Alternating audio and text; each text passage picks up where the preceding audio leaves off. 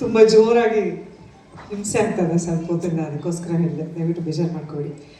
ಮೊದಲನೇದಾಗಿ ಇಲ್ಲಿ ಉಪಸ್ಥಿತರಿರುವಂತಹ ಎಲ್ಲರಿಗೂ ನಿಮ್ಮ ಅನುಪ್ರಭಾಕರ್ ಮುಖರ್ಜಿ ಮಾಡುವ ಪ್ರೀತಿಯ ನಮಸ್ಕಾರಗಳು. ಮೊದಲನೇದಾಗಿ ನಿಮ್ಮ ಹೆಸರು?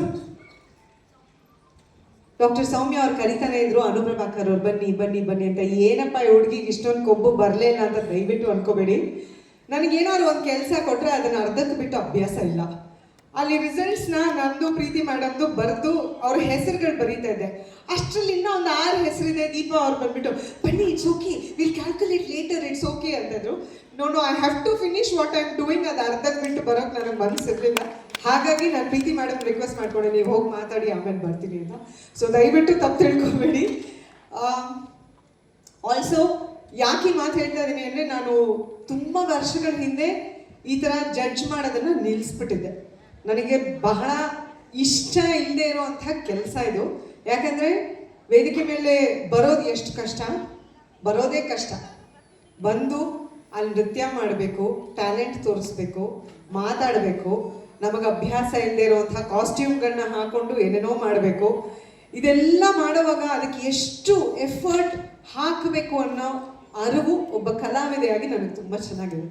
ಸೊ ಹಾಗಾಗಿ ಬಂದವ್ರು ಎಲ್ಲರಿಗೂ ಪ್ರಶಸ್ತಿ ಕೊಡಬೇಕು ಅಂತ ನನಗೆ ಆಸೆ. ಆಯೋಜನೆ ಮಾಡೋರು 3 ಜನ ಸೆಲೆಕ್ಟ್ ಮಾಡಿ ಮೇಡಮ್ ಅಂತಾರೆ. ಸೊ ನನಗೆ ಇಷ್ಟ ಇಲ್ದಿರೋ ಕೆಲಸ ಇದು. ಆದರೆ ದೀಪಾ ಅವರು ಫೋನ್ ಮಾಡಿ, ಪ್ರಭಾ ಮೇಡಮ್ ಈ ಥರ ತುಂಬ ಎಫರ್ಟ್ ಹಾಕಿ ಒಂದು ಅದ್ಭುತವಾದ ಕಾರ್ಯಕ್ರಮ ಮಾಡ್ತಿದ್ದಾರೆ, ದಯವಿಟ್ಟು ನನಗೂ ತುಂಬ ರಿಕ್ವೆಸ್ಟ್ ಮಾಡ್ಕೊಂಡೆ, ಪ್ಲೀಸ್ ನಾನು ಬಂದು ಕ್ರೌನ್ ಹಾಕ್ತೀನಿ, ಮಾತಾಡ್ತೀನಿ, ಎಲ್ಲ ಮಾಡ್ತೀನಿ, ಜಡ್ಜ್ ಮಾತ್ರ ಬರೀ ಪ್ರೀತಿ ಮೇಡಮ್ ಮಾಡಲಿ ಅಂತ. I said no, we want you to do this. ನಿಮ್ಮ ಕಡೆಯಿಂದ ಅವ್ರಿಗೊಂದು ಎನ್ಕರೇಜ್ಮೆಂಟ್ ಆಗುತ್ತೆ ಅಂತ ಹೇಳಿದ್ರು. ಹಾಗಾಗಿ ತುಂಬ ಕಷ್ಟಕರವಾದ ಕೆಲಸ ಇವತ್ತು ಮಾಡಿದ್ದೀನಿ, ಬಟ್ ಸ್ಟಿಲ್ ಪ್ರೀತಿಯಿಂದ ಮಾಡಿದ್ದೀನಿ. I hope the most deserving wins ಅಂತ ಹೇಳೋಕೆ ಇಷ್ಟಪಡ್ತೀನಿ. ಯಾಕಂದರೆ ಒಂದು ಸ್ಪರ್ಧೆ ಅಂತ ನೋಡಿದಾಗ ನಾವು ಒಬ್ಬರು ಫಸ್ಟ್ ಬಂದೇ ಬರ್ತಾರೆ, ಹಾಗೆ ಒಂದು ರ್ಯಾಂಕ್ ಆಗೇ ಆಗತ್ತೆ. ಸೊ ಡಿಸರ್ವಿಂಗ್ ಪರ್ಸನ್ಗೆ ಆ ಒಂದು ಸ್ಥಾನ, ಮಿಸ್ ಪಾರ್ವತಿ ಅನ್ನೋ ಒಂದು ಸ್ಥಾನ ಸಿಗಲಿ ಅಂತ ನಾನು ಆಶಿಸ್ತೀನಿ. ಡಾಕ್ಟರ್ ಸೌಮ್ಯ ಅವರು ಇಂಟ್ರಡಕ್ಷನ್ ಕೊಟ್ಟಾಗ, ಅಥವಾ ಮೇಡಮ್ ಗೊತ್ತಿಲ್ಲ, ನಿಮ್ಮ ಹೆಸರು? ಹಾಂ, ಚೇತನ. ಡಾಕ್ಟರ್ ಚೇತನ ಅವ್ರು ಹೇಳಿದರು, ತುಂಬ ಚಿಕ್ಕ ವಯಸ್ಸಲ್ಲೇ ಇಷ್ಟೊಂದು ಅಚೀವ್ಮೆಂಟ್ ಮಾಡಿದ್ದಾರೆ. ತುಂಬ ಖುಷಿ ಆಯಿತು ಚೇತನ, ಥ್ಯಾಂಕ್ ಯು ಸೋ ಮಚ್. ನಾನು ಚಿತ್ರರಂಗಕ್ಕೆ ಬಂದು 25 ವರ್ಷ ಆಯಿತು. ಓಕೆ, ಹೋದ ವರ್ಷ 25 ವರ್ಷ ಸಂಭ್ರಮನ ಆಚರಿಸ್ಕೊಂಡೆ. ಒಂದು ಸ್ವಲ್ಪ ಜನ ನೋಡಿರ್ತೀರ ಅನಿಸುತ್ತೆ. ನಮ್ಮ ಮಾಧ್ಯಮದವ್ರ ಜೊತೆ ನನ್ನ ತಾಯಿ ಬಂದು ಕೇಕ್ ಕಟ್ ಮಾಡಿ ಎಲ್ಲ ಸಂಭ್ರಮ ಆಚರಿಸ್ಕೊಂಡ್ವಿ. ಬ್ಯಾಡ್ ಲಕ್ ಏನು ಅಂದರೆ, ಹೀರೋಗಳಿಗೆ ಬಹಳ ದೊಡ್ಡ ಸಂಭ್ರಮ ಮಾಡ್ತಾರೆ, ಹೀರೋಯಿನ್ಗಳಿಗೆ ಯಾರೂ ಮಾಡಲ್ಲ, ನಾವೇ ಮಾಡ್ಕೋಬೇಕು. ಇಲ್ಲ ನಮ್ಮ ಪ್ರೀತಿಸೋರು ಒಂದಷ್ಟು ಜನ ಮಾಡ್ತಾರೆ. ಬಟ್ ನನ್ನ ಪುಣ್ಯ, ನನ್ನ ಸೌಭಾಗ್ಯ, ನಾನು ಹಗ್ಗ ಅಂತ ಒಂದು ಸಿನಿಮಾ ಇತ್ತೀಚೆಗೆ ನಾನು ಅಭಿನಯಿಸಿದ್ದೆ. ಆ ಚಿತ್ರತಂಡ ಬಹಳ ಪ್ರೀತಿಯಿಂದ ನನ್ನ 25 ವರ್ಷಗಳನ್ನ ಸಂಭ್ರಮಿಸಿದ್ರು. ಬಹಳ ಹೆಮ್ಮೆಯಿಂದ ನಾನು ಅದು ಹೇಳ್ಕೋಬೋದು. ಖುದ್ದಾಗಿ ನಾನೇ ಏನೋ ಅದ್ರ ಬಗ್ಗೆ ಮಾತಾಡಿದೆ ಅಂತಲ್ಲ, ಅವರುಗಳು ಬಹಳ ಪ್ರೀತಿಯಿಂದ ಅದನ್ನು ಸಂಭ್ರಮ ಮಾಡಿದ್ರು. ಅದು ನನಗೆ ತುಂಬ ಖುಷಿ ಕೊಟ್ಟಂಥ ವಿಷಯ. ನಾನು ಬಹಳ ಪ್ರೀತಿಯಿಂದ ಕೆಲಸ ಮಾಡುವಂಥ ನನ್ನ ಕಲರ್ಸ್ ಕನ್ನಡ ವಾಹಿನಿ ಕೂಡ ನನ್ನಮ್ಮ ಸೂಪರ್ ಸ್ಟಾರ್ ಅನ್ನೋ ಕಾರ್ಯಕ್ರಮದಲ್ಲಿ ಜಡ್ಜ್ ಆಗಿ ಭಾಗವಹಿಸ್ತೀನಿ. ಅವರು ಕೂಡ ನನ್ನನ್ನು ಒಂದು ವಿಶೇಷವಾದ ಕಾರ್ಯಕ್ರಮಕ್ಕೆ ಕರೆಸಿ ಅಲ್ಲಿ ನನಗೆ ಒಂದು ಕೇಕ್ ಕಟ್ ಮಾಡಿಸಿ ನನ್ನ ಜರ್ನಿನೆಲ್ಲ ಅವರು ಒಂದು ವಿಟಿ ಮಾಡಿ ತೋರಿಸಿ ತುಂಬ ಪ್ರೀತಿ ತೋರಿಸಿದ್ರು. ಸೊ ಆ ರೀತಿ ನಾನು ತುಂಬ ಪುಣ್ಯ ಮಾಡಿದ್ದೀನಿ ಅಂತ ನಾನು ಅನ್ಕೋತೀನಿ. ಯಾಕೆ ಈ ಮಾತು ಹೇಳ್ತಾ ಇದ್ದೀನಿ ಅಂದರೆ, ಸುಮಾರು ಎಲ್ಲರೂ ಭೇಟಿ ಮಾಡಿದಾಗ ಚಿಕ್ಕ ವಯಸ್ಸಿಂದ ನಿಮ್ಮ ಸಿನಿಮಾ ನೋಡ್ತಾ ಇದ್ದೀವಿ ಮೇಡಮ್ ಅಂತಾರೆ. ಬಹಳ ಅಯ್ಯೋ ರಾಮ, ಅಷ್ಟು ವಯಸ್ಸಾಗಿಲ್ಲ ರೀ ನನಗೆ ಅಂತ ಅನ್ಸುತ್ತೆ ಒಂದೊಂದ್ಸರಿ, ಬಟ್ ಖುಷಿನೂ ಆಗತ್ತೆ. ಸೊ ಫಸ್ಟ್ ಟೈಮು ಡಾಕ್ಟರ್ ಚೇತನ ಇಷ್ಟು ಚಿಕ್ಕ ವಯಸ್ಸಲ್ಲಿ ಇಷ್ಟು ಅಚೀವ್ಮೆಂಟ್ ಮಾಡಿದ್ದಾರೆ, ತುಂಬ ಖುಷಿ ಆಗಬೇಕು. ಯಾಕಂದರೆ this year I am going to complete 45 ವರ್ಷ ತುಂಬತ್ತೆ ನನಗೆ. ಸೊ ಬಹಳ ಕಾತುರದಿಂದ ಕಾಯ್ತಾ ಇದ್ದೀನಿ ನನ್ನ 50ನೇ ವರ್ಷದ ಸಂಭ್ರಮ, ನನ್ನ ಹುಟ್ಟುಹಬ್ಬವನ್ನು ಆಚರಿಸ್ಕೊಳ್ಳೋಕ್ಕೆ. ಯಾಕಂದರೆ ನನಗನ್ಸುತ್ತೆ ಏಜ್ ಇಸ್ ಆಲ್ವೇಸ್, ಹೆಣ್ಮಕ್ಳು ವಯಸ್ಸು ಕೇಳಬಾರ್ದು ಅಂತಾರೆ, ಬಟ್ ನಾನು ಆಪೋಸಿಟ್. ಅದರಲ್ಲಿ ತುಂಬ ಹೆಮ್ಮೆಯಿಂದ ಹೇಳ್ಕೊತೀನಿ. ಯಾಕಂದರೆ ನಮ್ಗೆ ವಯಸ್ಸಾಗ್ತಾ ಇದ್ದಂಗೂ ಬುದ್ಧಿ ಜಾಸ್ತಿ ಆಗತ್ತೆ, ನಮ್ಮನ್ನು ಮೀರ್ಸೋರು ಯಾರೂ ಇಲ್ಲ ಅನ್ನೋ ಭಾವನೆ ನನಗೆ. ಕರೆಕ್ಟಾ? ಒಪ್ಕೋತೀರಾ ಅಲ್ವಾ? ಮೇಡಮ್ ಕೇಳಿದ್ರು, ಪ್ರೀತಿ ಮೇಡಮ್ ಒಬ್ರಿಗೆ ಪ್ರಶ್ನೆ, ರೂಪ ಅವ್ರಿಗೆ ಅನ್ಸುತ್ತೆ, ಸ್ವಲ್ಪ ಕರೆಕ್ಟಾಗಿ ಅರ್ಥ ಆಗಲಿಲ್ಲ. ಅವರು ಚಿಕ್ಕ ವಯಸ್ಸಲ್ಲಿ ಅವ್ರನ್ನೇ ಭೇಟಿ ಮಾಡಿದ್ರೆ ಏನು ಹೇಳ್ತಿದ್ರು ಅಂತ. ಸೊ ಐ ಥಿಂಕ್ ನಾವೆಲ್ಲರೂ ನಮ್ಗಳಿಗೆ ಹೇಳಬೇಕಾಗಿರೋದಿಷ್ಟೇ, ಧೈರ್ಯವಾಗಿರಿ, ಮುನ್ನುಗ್ಗಿ ಅಷ್ಟೇ. That's all life is about ಅಂತ. ಯಾವುದ್ರ ಬಗ್ಗೆನೂ ನಾವು ತಲೆ ಕೆಡಿಸ್ಕೋಬಾರ್ದು. ಜನರಲ್ ಆಗಿ ವಿಮೆನ್ಸ್ ಡೇ ಅಂದಿದ ತಕ್ಷಣ ಒಂದಷ್ಟು ಪಾಯಿಂಟ್ಸ್ ಇರುತ್ತೆ, ಇದನ್ನು ಮಾತಾಡಬೇಕು, ಅದನ್ನು ಮಾತಾಡಬೇಕು, ಇದನ್ನು ಹೇಳಬೇಕು, ಅದನ್ನು ಹೇಳಬೇಕು ಅಂತ.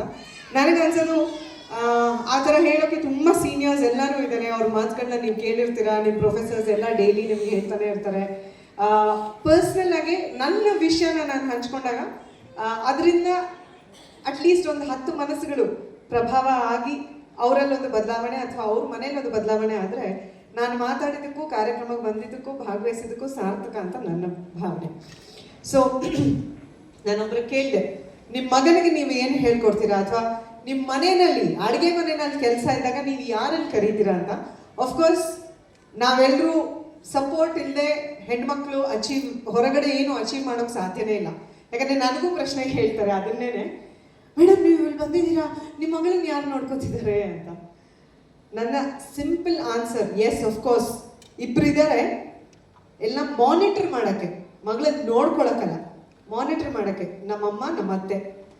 ಬಟ್ ನನ್ನ ಮಗಳನ್ನ ನೋಡ್ಕೊಳ್ಳೋದು ನಾನು ಬಹಳ ಹೆಮ್ಮೆಯಿಂದ ಹೇಳ್ಕೊಳ್ತೀನಿ, ನಮ್ಮ ಯಜಮಾನರು.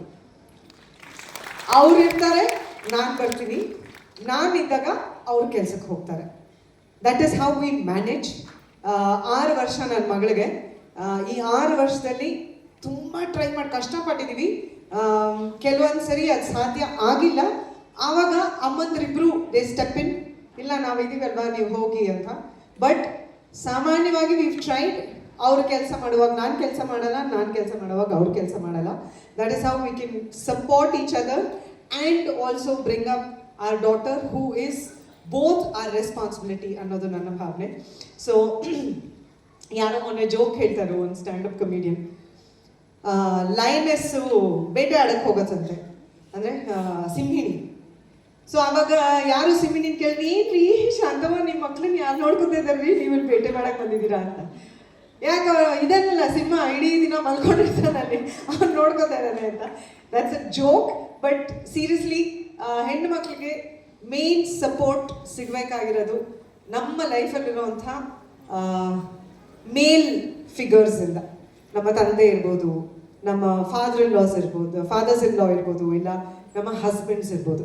ಅವ್ರುಗಳು ಸಪೋರ್ಟ್ ಮಾಡಿದಾಗ ಏನಂತಾರೆ, 1 ಸ್ಟೋನಲ್ಲಿ 2 ಬರ್ಡ್ಸ್ ಅಂತಾರಲ್ಲ, ಅವ್ರು ನಮಗೆ ಸಪೋರ್ಟ್ ಮಾಡಿ ನಮ್ಮ ಲೈಫ್ ಬ್ಯೂಟಿಫುಲ್ ಆಗಿದೆ. ಅದ್ರ ಜೊತೆಗೆ ನಾವು ಹೆತ್ತಿರೋಂಥ ಮಕ್ಕಳು ಅದನ್ನೇ ನೋಡಿ ಅವರು ಪಾಠ ಕಲಿತಿದ್ದಾರೆ ಅಲ್ವಾ. ಸೊ ಸಮಾಜಕ್ಕೆ ನೀವು ಏನು ಹೇಳ್ಕೊಡ್ತಾ ಇದ್ದೀರಾ, you are giving good citizens, you are giving good children. So ದಯವಿಟ್ಟು ಮನೇಲಿ ಹೇಳ್ಕೊಡಿ. ನೀವು ಅಡುಗೆ ಕೆಲಸ ಅಂದಿದ ತಕ್ಷಣ ನಿಮಗೆ ನಾನು ಅವ್ರು ಯಾರೋ ಕಂಟೆಸ್ಟೆಂಟ್ ಕೇಳಿದೆ, ದಯವಿಟ್ಟು ನಿಮ್ಮ ಹೆಣ್ಮಕ್ಳಿಗೆ ಅಡುಗೆ ಕಲಿಸ್ಬೇಡಿ ಅಂತ. ಅವಳಾಗೆ ಇಷ್ಟಪಟ್ಟು ನಾನು ಕಲಿತೀನಿ ಅಂದರೆ ಅದು ಬೇರೆ ವಿಷಯ. ಆದರೆ ಒಂದು ಜೆಂಡರ್ಗೆ ನಾವು ಇದೇ ಕೆಲಸಗಳು ಸೀಮಿತ ಅಂತ ನಾವು ಖಂಡಿತ ಅದನ್ನು ಮಾಡಬಾರ್ದು. ಆ್ಯಂಡ್ ಒಂದೇ ಸರಿಗೆ ನಾನು ಸಮಾಜ ಬದಲಾಯಿಸ್ತೀನಿ ಅಂತ ನಾವು ಹೋಗೋಕ್ಕಾಗಲ್ಲ. ನಮ್ಮ ಮನೆಯಲ್ಲಿ ಆ ಬದಲಾವಣೆಗಳಾದರೆ, ಸಣ್ಣ ಸಣ್ಣ ರೀತಿನಲ್ಲಾದರೆ, ಹೋಗ್ತಾ ಹೋಗ್ತಾ ಅದು ಸೊಸೈಟಿನಲ್ಲಿ ಒಂದು ದೊಡ್ಡ ಇಂಪ್ಯಾಕ್ಟ್ ಆಗುತ್ತೆ. ಸೊ ಮೇನ್ ಆಗಿ ಆ ಜೆಂಡರ್ ಈಕ್ವಾಲಿಟಿ, ಇವಾಗ ಈಕ್ವಾಲಿಟಿ ಅಂತ ಮಾತಾಡ್ತೀವಿ. ಈಕ್ವಾಲಿಟಿ ಅಂದರೆ ಏನು? ಹೆಣ್ಣು ಗಂಡು ಸಮ ಆಗೋಕೆ ಸಾಧ್ಯನಾ ಹೇಳಿ? ಸಾಧ್ಯನಾ? I can't hear you all. Not possible ಅಲ್ವಾ? ನೇಚರ್ ಪ್ರಕಾರನೇ ಸಾಧ್ಯ ಇಲ್ಲ. ಗಂಡಸೇ ನೇಚರ್ ಪ್ರಕೃತಿ ಮಾಡಿರೋದೇ ಆ ರೀತಿ. They are physically stronger, they have certain abilities. And women, ಗಂಡಸರು ಏನು ಕಷ್ಟಪಟ್ಟರು ಹೆಣ್ಮಕ್ಳ ಥರ ಹೇರೋಕ್ಕೆ ಸಾಧ್ಯನಾ? ಇಲ್ಲ. ಆದರೆ ಹೆಣ್ಮಕ್ಳು ಅಥವಾ ಗಂಡಸರಾಗಲಿ, ಅವ್ರು ಒಬ್ಬರೇ ನಿಂತರೆ ಏನಾದ್ರು ಕೆಲಸ ಸಾಧ್ಯ ಆಗುತ್ತಾ ಹೇಳಿ? ಇಲ್ಲ. ಯಾವಾಗಲೂ ಚಪ್ಪಾಳೆ, ಒಟ್ಟಿಗೆ 2 ಕೈ ಸೇರಿದ್ರೇ ಚಪ್ಪಾಳೆ. ಸೊ ಈಕ್ವಾಲಿಟಿ ಅನ್ನೋದು ಯಾವಾಗ ಬರುತ್ತೆ ಅಂದರೆ, ಒಂದು ಹೆಣ್ಣು ಒಂದು ಗಂಡು ಒಂದೇ ಕೆಲಸ ಮಾಡಿ, ಒಂದೇ ಕ್ವಾಲಿಫಿಕೇಶನ್, ಅಷ್ಟೇ ಇಯರ್ಸ್ ಆಫ್ ಎಕ್ಸ್ಪೀರಿಯನ್ಸ್ ಇದ್ದು, ಜಸ್ಟ್ ಬಿಕಾಸ್ ಅವಳು ಹೆಣ್ಣು ಮಗಳು ಅಂತ ಅವಳಿಗೆ ಕಡಿಮೆ ಸಂಭಾವನೆ ಕೊಟ್ಟು ಗಂಡಿಗೆ ಜಾಸ್ತಿ ಸಂಭಾವನೆ ಕೊಡೋದಲ್ಲ, ಅಲ್ಲಿ ಮಾತ್ರ ಈಕ್ವಾಲಿಟಿ ಬರೋಕ್ಕೆ ಸಾಧ್ಯ. ಸೊ ಅಲ್ಲಿ ಯಾರು ಚೇಂಜಸ್ ಮಾಡ್ಬೋದು? Women who are in power, women who have the ability to take decisions, who are in those positions like Srimati Prabha, and also lot of her core team, lot of professors.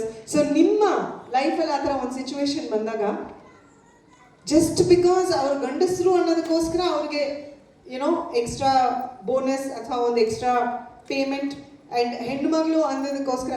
ರೀಸೆಂಟಾಗಿ ನಾನು ಓದಿದೆ, ಪ್ರಿಯಾಂಕಾ ಚೋಪ್ರಾ, ನಿಮ್ಗೆಲ್ಲರೂ ಗೊತ್ತೇ ಇರುತ್ತೆ, ಪ್ರಿಯಾಂಕಾ ಚೋಪ್ರಾ ಅನ್ನೋ actress ಒಂದು cinema ನಿರ್ಮಾಣ ಮಾಡ್ತಿದ್ದಾರಂತೆ. First time in the history of Indian cinema ಅವ್ರು ಒಂದು ಸಿನಿಮಾನಲ್ಲಿ ಹೀರೋ, ಹೀರೋಯಿನ್, ಸಹ ಕಲಾವಿದರು ಎಲ್ಲರಿಗೂ ಈಕ್ವಲ್ ಸಂಭಾವನೆ ಕೊಟ್ಟು ಆ ಸಿನಿಮಾ ನಿರ್ಮಾಣ ಮಾಡ್ತಿದ್ದಾರೆ. That is what is called change. And it would be a humble request to Dr. Prabha aurge, if you are in a position where you can take such decisions and empower women in a better way, and I wish God gives you the strength and more power to do such things anta nanu aashistini. And ತಮಾಷೆಗೆ ಯಾರೋ ಹೇಳಿದ್ರು women support ಮಾಡಲ್ಲ women ಅಂತ. ಅದೊಂದು ತುಂಬ ಕೇಳ್ತೀವಿ ಅಲ್ವಾ?